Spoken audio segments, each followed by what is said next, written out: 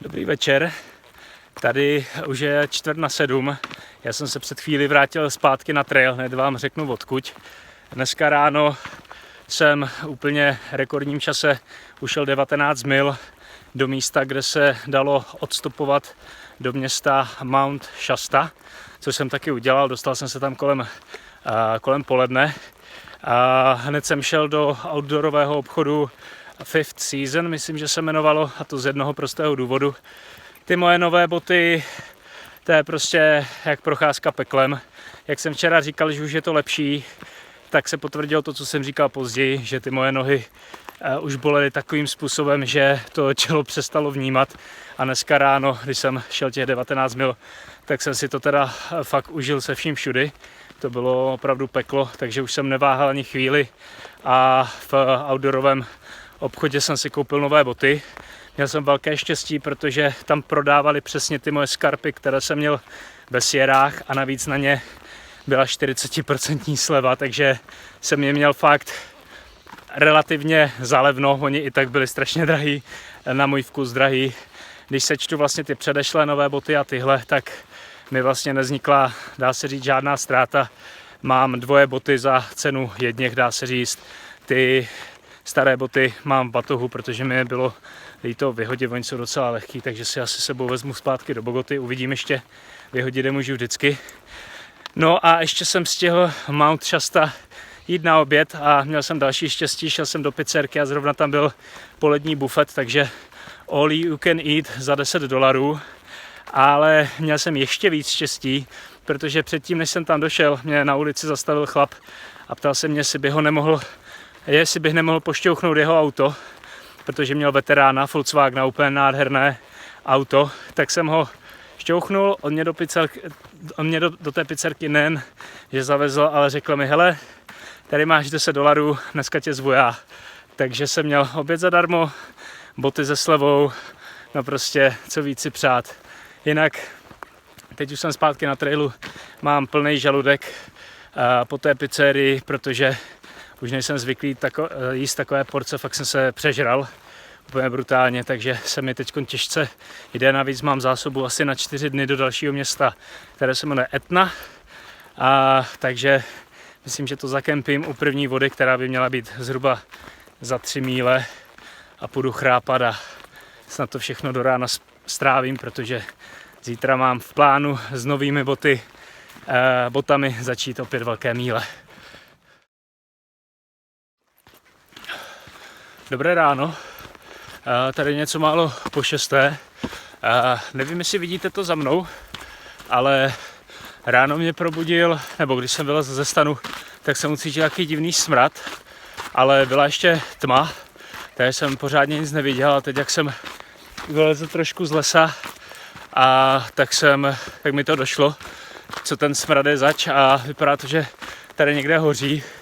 Já jenom pevně věřím, že nejdu přímo do hlediska požáru. Koukal jsem ráno na internet, ještě když jsem měl signál, jestli tam nejsou nějaké informace ohledně lesních požárů v okolí Mount Shasty. Nenašel jsem nic, tak doufám, že je to jenom nějaký zavátý kouř z nějakého požáru, který není moc blízko mě, protože jít do lesního požáru fakt nechceš.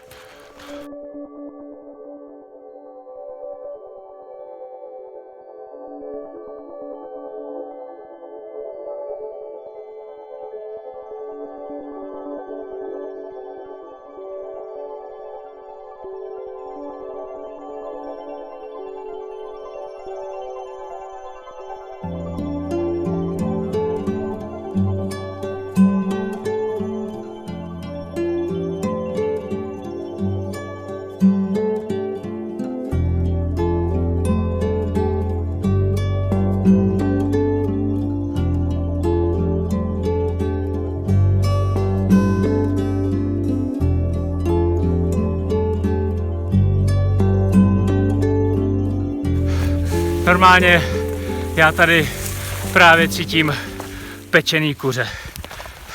Pečený kuře na másle.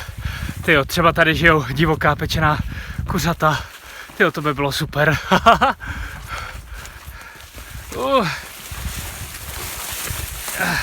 Mimochodem takhle vypadá trail, o který se velice nikdo nestará. Zarostlý jak Ezop. Já jsem se právě vyškrabal na další nekonečný kopec.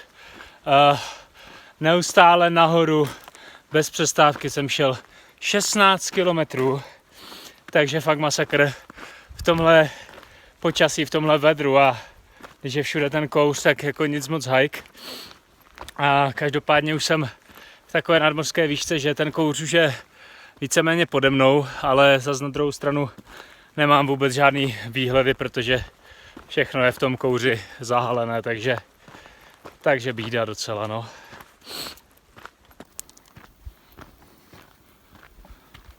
No to snad ne.